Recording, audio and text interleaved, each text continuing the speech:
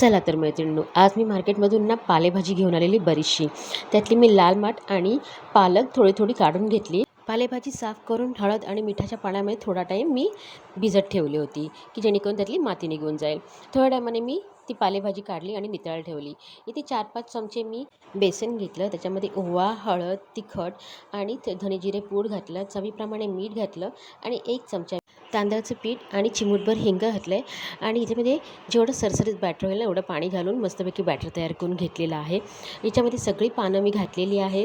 चांगलं म्हणजे बॅटर चांगल्या प्रकारे लागेल ना असं मी घोळवून घेतलेलं आहे. दुसऱ्या साईडला तेल गरम झाल्याच्यानंतर सगळी पानं ह्याच्यामध्ये मी तळण्यासाठी टाकलेली आहेत. आलटून पलटून मस्तपैकी शेकून घेतलेली आहेत. इथे दुसऱ्या साईडला मी पालक पण बेसनमध्ये मी लावून ठेवलेला आहे आणि पालक भजी पण मी काढून घेतलेली आहे. तर इथे मस्त अशी तळल्याच्यानंतर कुरकुरीत अशी ही भजी तयार होते.